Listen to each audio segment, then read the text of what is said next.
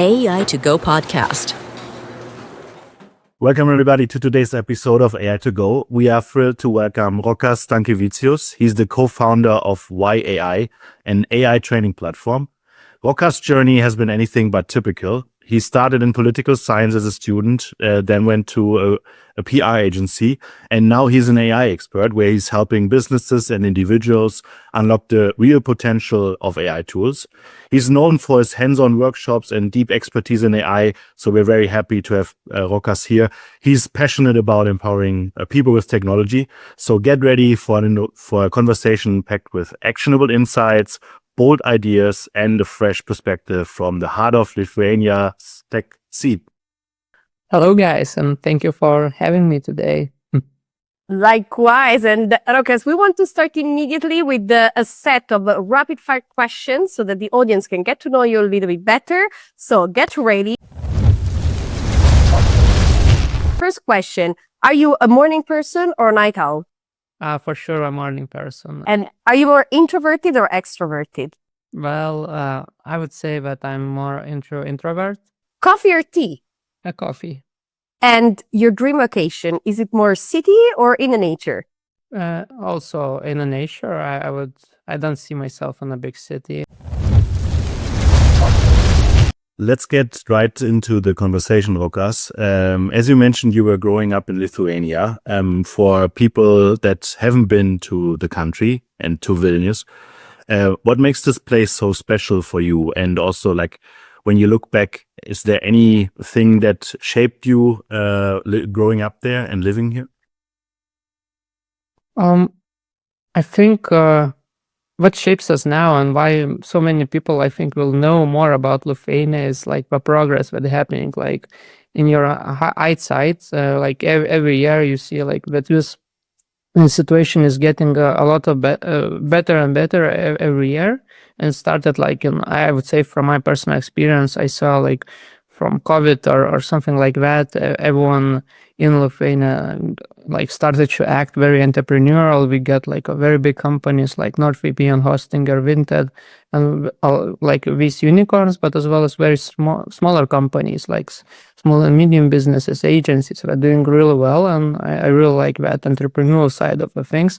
And why I'm saying it, because like Lithuania, or some of you might know, was for like 50 years under Soviet occupation, and we didn't have any good possibilities to like make ourselves like do basic business basically. And now when we have a freedom for 30 years, I really enjoy being in this country that has a lot of progress going on politically, socially, economically, and I think it's really nice place to stay and grow, like in your professional way. But also, I just really like the nature with, I would say, a very medium, a very comfortable way of living. You have like a lot of nature. Lithuania is still a country that has a lot of green trees, and it isn't populated very much. So I really enjoy spending my time in countryside without any without any social media, telephones, and whatnot. So it's still a place where you could live briefly and grow in professional way as well as in your own personal way. And Rokas, we actually share something in common, which is our background. So just like you, I also studied political science, and then suddenly I found myself in business. But what pushed you to AI? So when did you realize you wanted to be a tech entrepreneur, and why AI specifically? Well, so it's a good question. Basically, I do not have like any technical background at first at all. As you mentioned, I started in political science, but also I was like, I would say in that humanitarian side of political science, so more related to political theory, philosophy, and all sorts of that. So it's even more like below, besides like technology and whatnot. And how it started, basically I wanted to. I was working in PR agency. I also freelance on that, so I could say I was a marketing guy. Wrote texts, planned campaigns, and things like that. And I tried to do that as well like to create a business around that, but I faced a couple of challenges in my own like building this type of business, and I saw that it's really hard to like differentiate. It's very hard to provide some really unique value out of the service, and of course, it might not be the problem of the industry itself. It might be a problem of me as a person. But I thought that, and this was happening in 2021, 2022. And when like that ChatGPT wave came, I knew that I need to be in it if I want to grow fast and I provide really valuable services that would help businesses and I would be valuable asset in any type of company. So that's why I dive into AI technology. I started like to watch whatever is possible to watch on YouTube, on any other channels, and I just basically train myself from very soft skills like prompt engineering to more advanced skills. It's like building software around AI. Of course, I'm still in the process, but I really grow in that space, like from basically understanding how ChatGPT works to even building some apps. So yeah. Before we dive a little bit more into your journey and your expertise, how has your journey in your career shaped your expertise in AI, and has like your background in political science, philosophy, and PR give you an edge in the work that you do around AI now? Well, it certainly helps. I wouldn't say that because of that I'm an expert, or some people even wouldn't think that I'm an expert. And I would agree with them. I know a couple of things that is related to AI, but I still need a lot of to learn. I would say that with soft skill, like with my background, helped me to shape a really good soft skills. So I could learn pretty fast. I can understand how people think. I can interact with them, and I can explain things easily. So all of these skills, I use it every day on my work. But still, they are not very related to AI, and I would say that I still needed to learn a lot in like regarding the technical sides of things about AI. But that background really helps me to be a good person and help people in that sense. Great. And Rokas, you mentioned before, right, how basically Lithuania now is living the life, right, in terms of progress and so on. You mentioned Vinted, NordVPN, and all these big companies, right, we all know. And maybe some of the people that are here probably didn't know maybe that these companies are from Lithuania. Maybe some of the people listening don't really know where Lithuania is, or like the context, right? So we are all from Europe, so we know it's a relatively small country, right, in the Baltics. What is something, about the tech scene or the tech ecosystem in Lithuania that you think is very special and people outside the world, they might not really know about? Well, I would say that people in this country work really hard, as some of other countries as well. But I would say that there's a huge connection between the people that are building. All of the people are ready to help each other. We have communities, we have spaces where you could interact and like build some stuff around you. So just a couple of months ago, I participated in a very great hackathon where I could meet like different people that building in AI with top-notch mentors from these companies, basically, that we already discussed. So I would say that, yeah, we have like all the parts that are needed to create a really great business. People like friendliness, like even infrastructure to build that stuff. It's also very important. Everything is like in place. You don't need to travel very much, and it's a really good place to build on. I also like. We also participating in some sort of startup accelerator. So many people already like coming to Lithuania from Eastern, like from Asia, from Eastern Europe as well, to just build some companies around AI and all the stuff related to business in Lithuania because of that progress and of course funding and all things related. What do you think are some of the things that you can learn from building startups in Lithuania and other regions of the world? Like, can be challenges, can be advantages, of building AI startups or companies more broadly in the Lithuanian ecosystem? Well, I would say that it's really good to build stuff in Lithuania, but the end markets are totally not in Lithuania. I would say that like all of the biggest companies are just moving. Maybe we are testing in Lithuania, because a couple of them do. Most of them even don't test in Lithuania, and we just have like the office in here. People are here, but all of the end users are in United Kingdom, Germany, United States, and so on. So for some of the people, it might be beneficial, just to start small, to see and track the progress, to see how your tool or product or service is performing in a small market, and later on just to move on. And Rokas, you mentioned before, right, that you basically taught yourself everything you know about AI, right? And then you basically made it your mission to help other people understand AI and so on. So what made you realize, that you could teach yourself all these things? And then also, what did you do really to learn all these things? You mentioned already watching YouTube and so on. So can you tell us a little bit more about your experience into, learning and really getting more deeper into the world of AI? Yeah, so as I mentioned, my path started by watching some random YouTube videos, but of course was very useful. And most of that early YouTubers that made content around it, they are pretty famous right now with 500,000 or more subscribers.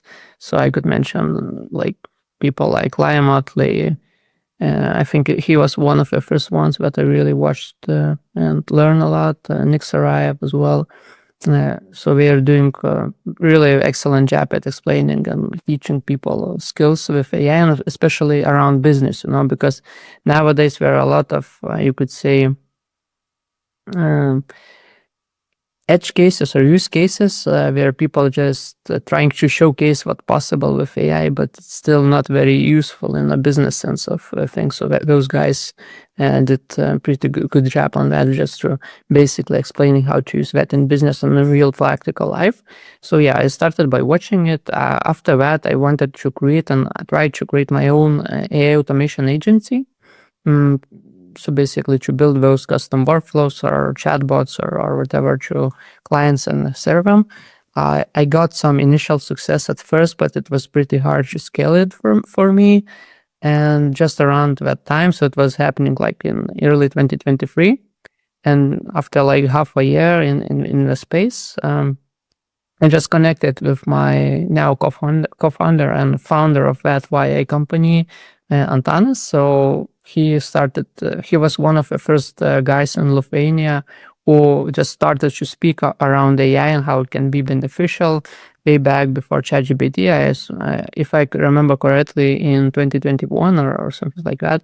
So he was a pretty well-known face, and he started to do AI consulting plus AI education workshops. So I also tried. I really like that idea because all of the stuff was on the rise. Everyone started to see how you can use ChatGPT, but still not so many corporate people or business people are we are not spending 10 hours a week or more on YouTube or any other sources because we need stuff to do in their jobs. So I really saw the niche and need for practical AI education in Baltic countries, in Lithuania, and I wanted to join that company. At first, I was just you could say intern or a person who just helped Antanas to build those AI education workshops, and later on we scaled pretty big, and now I'm co-founder as well in this company. Very good. And, obviously now we're going to talk a little bit more about WhyAI and the education that you provide around AI, right? But what is really your approach, your teaching approach, right? And how do you make AI more approachable for people, right? And really easy to understand in your courses? Yes, so I think this is the question that we answered really early, and that answer is a huge part of our success. So we are thinking, when we are teaching AI, we are thinking only about practice. You don't teach theory pretty much. One of our like slogans is like 90% of practice and 1% of theory. So we talk about AI only in practical sense. So what it means like in practice, you could say, is that we try to create a very interactive workshops where people is not listening, but they are acting. They are solving real business problems together with us in that 2 hour or 4 hours workshops or full day workshops. We create a plan and we try to like show people that how AI could really help them in their daily life with the tasks that we are doing. Because there's a very different situation where you could like open your like New York Times or whatever newspaper you're reading and see the headline that AI will change how people will work. AI will change these type of professions and things like that. But still, people go back to business. They go back to their computers, and they don't see anything like that. You still need to go. You need to do the work. You need to do all the stuff, and AI didn't change anything like for most of the average user yet. And when we don't like use the tools, we then don't press the buttons. We cannot see like that progress that is happening right now. So our goal and our philosophy around that, you could say, is that to teach people their use cases, their tools with together in a live and interactive way. Was there a certain moment when you realized, oh, that's an interesting problem that I can solve with WhyAI as an education platform? Like any particular aha moment, wow moment when you realized that, oh, this tool solves a problem for this client and there is no middle layer and we can build essentially a learning platform for that? Well, yeah, of course. We hear like, I would say that we hear many different problems. And after like 2 years, you cannot impress us anymore because we all already heard all the possible questions right now. Like what's interesting for people, what we want, what we don't understand, and things like that. And of course, it is a very good thing. But in some cases, it was even like a bad thing for us because we couldn't focus very much, because we hear like every different problem every week, and we just think that, oh, we need to build this, we need to build that, and that, and that, and that, and in a sense, it stuck us a bit because we didn't have like that focus, and we didn't build a huge product around that until now. Of course, we focus mainly on education side, and it's one of the problems with an agency is that you always want to have that cash flow. You always want to fulfill your client orders, and you don't have many time to build products or services outside it. So it's you could say an agency trap. Now we are actively solving this problem and making some tools and on products outside the AI education, but still it was a journey until we realized that and until we like really set up the processes to be able to build that. What are some of the key tools that you use in your daily work? You were mentioning Lovable, for example, right? So how does your stack look like? Yeah, so I wouldn't say that it's a very big one. I use ChatGPT, Claude, or Gemini on my as my large language models of choice. So until now, I was mainly using ChatGPT and Claude, but like a couple of weeks before I started to experiment with Google AI Studio, Gemini models, and I really think that like Gemini and in the past couple of months, like raised the bar very high for all of the different companies that are building large language models, and I think I will experiment with it even more. I'm using NA10 as my AI automations tool mostly, so already like created, as you mentioned, created some videos around that, and I will be pursuing this as well in the future. So I think that NA10 is like the best AI automation platform, and especially for your audience, for those entrepreneurs who are working in like smaller or medium type of businesses. NA10 is like go-to tool to automate the processes that are happening constantly. And if you and tools help to implement AI side of things as well. So it's a really huge recommend for that. And yeah, the third column you would say is those tools that help me to program. So I would say Cursor is for number one. Lovable is second because it's pretty easy to do that, but I wouldn't say that it's very scalable type of building just for basic MVPs, I would say. So yeah, those are the main tools that I'm using right now. And Rokas, of course, we mentioned plenty of times ChatGPT. Now, LLMs, I think they're the simplest tools to use, right? For regular people, right? So many of the people listening here, they are pretty much AI enthusiasts that want to learn a little bit more about that, right? Now, of course, we can do like a lot of things with ChatGPT, but many people really stop at, very simple questions, then they get an answer and so on, right? Can you maybe share like an example of something a little bit more advanced that you can actually do with ChatGPT, but for regular use, like not necessarily like building software or something like that, something a bit more practical, but that goes beyond to, the simple question and answers that we do with ChatGPT?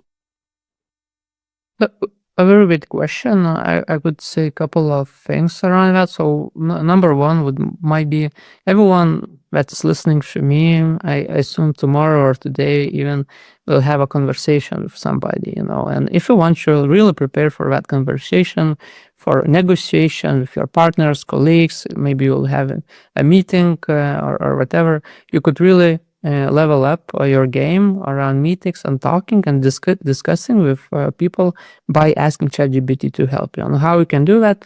Basically, there's one simple trick that I hope that people already are using, is that making ChatGPT, asking it to act as a role. So when you are asking as ChatGPT to act like as a marketing professional, maybe as a business developer or whatever. So each and every people could ask ChatGPT to act as your opponent in that discussion, in that meeting, and just to provide with some points that those people might arise in that meeting. So for example, if you're discussing the upcoming quarter budget, you could say like act as that person, and what type of like feedback, what type of arguments these people might arise in the meeting, and how could I answer it. So it's a very simple trick, but it could really adds up some interesting ideas of how you can be a better person, better negotiator in a sense, and prepare for that meeting and discuss your ideas. Very good. And, let's get a little bit more into the prompting, right? Because at the end of the day, I see many people, not necessarily even in business, just even my friends, that use ChatGPT and so on. They really stay at the very superficial level of asking questions to ChatGPT. I don't know, what's the weather like today, or something like that, or when was World War II? Like these kind of things. But of course, we know that asking the right prompts then also helps us to get better results, right? So, what is, let's say, what do you think is the best way, let's say, to prompt this type of AI, right? So how do we get the best results, basically, from what we ask to the AI? Yeah, so the answer to this question is basically how our business was built, because we are answering this question all the time in all workshops that we are organizing. So yeah, all of our beginners, and I meet a lot of different people that they say, "Oh, I know AI, I know ChatGPT, how it works." But when you see like into their prompts, you understand that they like know 1% or they use 1% of all the capabilities that they could use. And yeah, all of the people need to understand like this equilibrium. You could say that how you ask AI in general. The result really depends on it. If you ask it properly, you get very high end result, and if you don't know how to ask, the response will be pretty low. So the basic framework or how you could think around prompting AI is like to understand like 3 or 5, I would say, tricks or rules that you could implement daily in your own life. So I already mentioned one of the trick, that is a role or act as method. So basically you could say that you need to say or organize the work or instruct AI to act from different point of view that you would like to have it. So if you want to consult with AI, you could say like act as an expert and discuss the role, so you need to do that as well, for sure, at the very first thing that you do by chatting AI or by writing instructions to AI. The second point is to always provide good examples.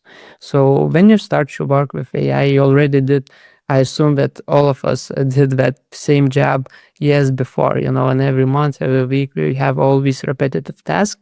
And instead of always asking AI to do it from scratch, I would really recommend you give like the past work example of yours. Like if you wrote the email, just give it here is my email example. Please help me to write me another email for XYZ client. If I want to write a marketing plan, you do the same. You provide like your last quarter marketing plan that you did and ask AI to improve it. So in that sense, you will get way better and more personal responses, because ChatGPT, all the AI tools are really good at writing a lot of content, but not in every case it is very valuable and personal to you. And I would say that getting it to a personal level is way more beneficial for any type of user. The third tip I would give is to always give requirements, or I would say requirements is a good word. When you ask ChatGPT, you would always need to understand the ideal result you are seeking. So many of people are just writing prompts, but they cannot even answer themselves what we really want from that output. And if you cannot answer that, it's a really not good way of interacting with AI. So by asking and providing a real requirements, it would be like a roadmap for AI that it would fill and answer your query. So for example, what are those requirements, how it makes it in practice? For example, I want to create I would say like marketing or sales plan. So I would say like requirements for that sales plan or marketing plan is that, one, you should include like 4 quarters and explain it. It should include 4 quarters for this type of year. The second requirement would be to provide me with a content calendar for LinkedIn, Twitter, and YouTube. The third requirement would be to provide some practical examples of how I could film short form video on my like TikTok or YouTube channels and things like that. You need to be very specific, in other words, for AI to really understand you, provide the results you want. So many of beginners get delusional with ChatGPT. They fed up with ChatGPT because they get one bad response from ChatGPT, and we think that we cannot edit it in a sense, or just ask for rework, in a sense. So those requirements are like presumptions that you could always use and ask for it to upgrade the responses you get. So that is a third tip. The fourth tip I would say is to always use the structure. As already mentioned, some of these like methods, you could say like role, examples, requirements, you should always use them in group. So I will always start with role, I give examples, I insert some requirements, I could also clarify the output format. Do I want the end result in table format? Do I want a bullet list summary? Do you want a code or something like that? So it's also a very good way of getting those responses. And by saying that you need to use that the same structure, I would say maybe some people already heard that prompting by headings. So when you're set like heading 1, this is your role, like hashtag role, hashtag examples, hashtag requirements. It's a good way to structure the prompt, not only for you, but as well as for AI tools as well, should better understand the context and underlying structure in the prompt itself. And the fifth tip I would give is it also derives from the problems that arise by using ChatGPT or other large language models. So these tools have a limited scope of documents or data that they are used or trained on. So when you ask ChatGPT or any other tool a very specific question, especially that is not a very niche down, maybe it's not, as you mentioned, not about World War II, but some of the guys from your village that participated in that war. But of course, ChatGPT wouldn't know that, and so many people are just thinking that it cannot answer it. And it cannot answer it if you just ask it. But if you input some additional files or sources from the internet, from the sources, maybe you're a researcher, for example, that is, as we already discussed, preparing some sort of report around World War II. So you have a huge list of bibliography yourself. Maybe ChatGPT wouldn't have that information, but you have. So you could just input the sources as PDFs, as Excel sheets, as docs, and give it as a context for the tool to better understand the topic and also provide you with more personal information. So when you see that ChatGPT or other tool is not providing you a better response, one of the tips is also just to provide some additional sources that you have because you are an expert in the field. ChatGPT is not an expert in the field. It's a very good generalist who can make 80% of a task, but you as a professional, you need to finish it. You don't need to blindly follow the AI responses. And that tip of providing some sources that is really beneficial for the end result is a really good way of getting those responses back. Excellent. This is fantastic, Rokas. Thank you so much. This almost felt like a 5-minute masterclass on prompting. I hope you guys took some notes. You can, of course, re-watch the video or listen to the podcast section again. We will make sure to have the right timestamps in place for that. That was awesome. Thank you so much. Shifting a bit to your focus on YouTube, right? You're focusing a lot around automations in the sales and marketing context. What would you say? What are the top 3 use cases for sales and marketing teams, and what are the outcomes that you see as part of your work? So one of the systems I already mentioned, that content marketing system that helps you to research your competitors and build content around that is for myself is number 1 AI automation that I use and I recommend to use for my clients as well. The second really popular and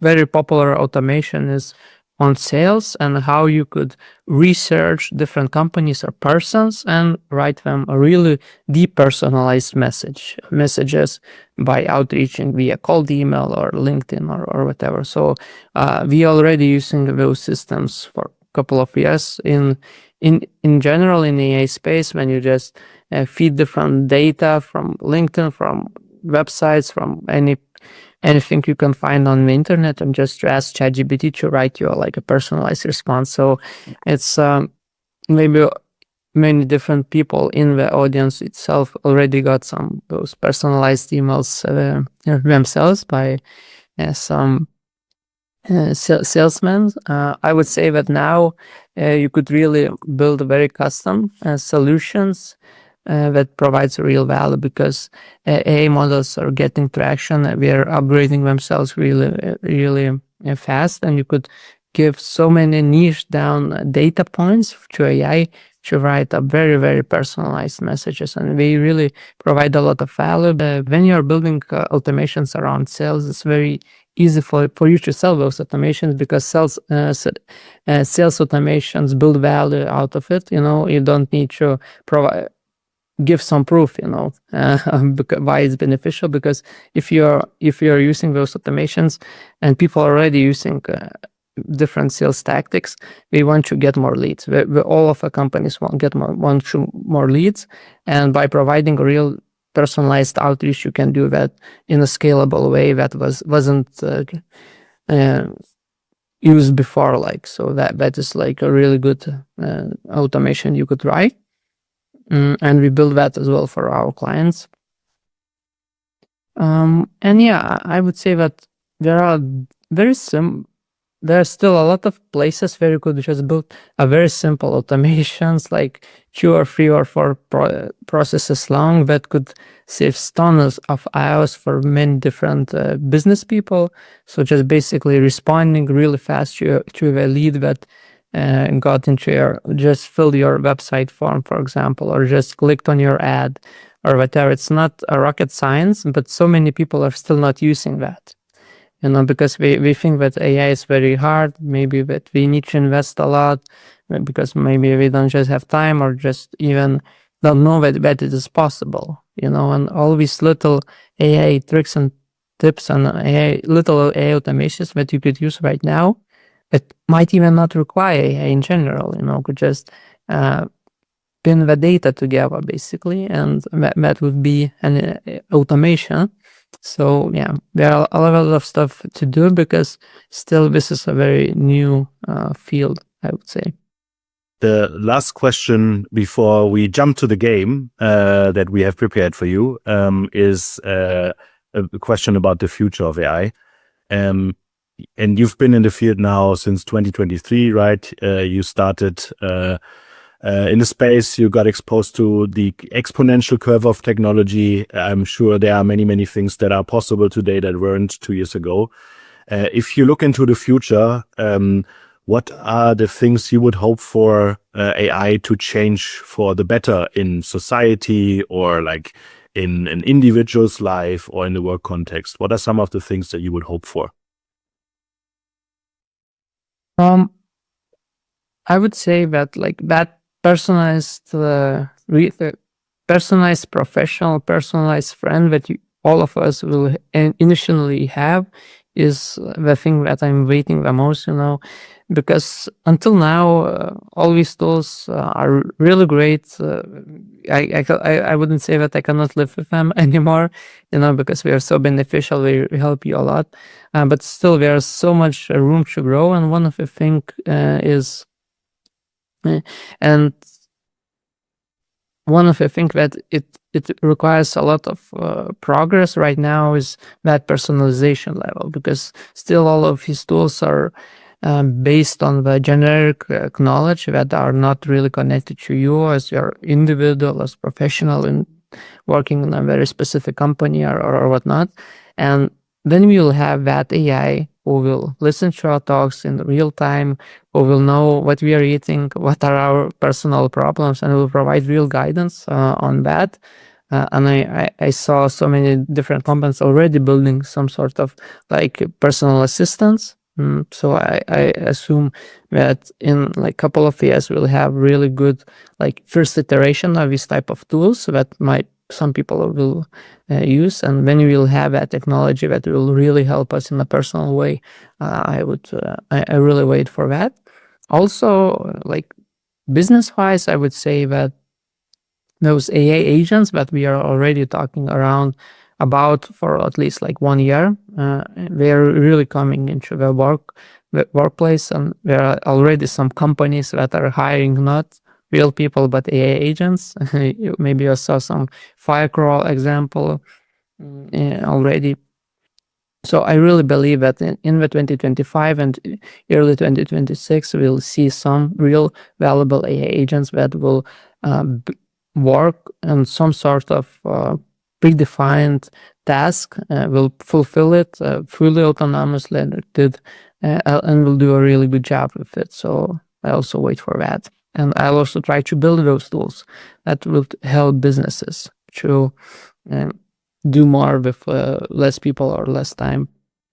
Great. Rokas, thank you so much. And especially this last point, I think in these past weeks, there were a lot of news of many companies actually switching to pretty much AI workers for, a good riddance of all of us. And that we'll have to find a new job maybe in the future. But we will have a lot of free time to do a lot of cool stuff, including playing some of our amazing games, of which one we're going to play with you today. So we're going to play today True or False.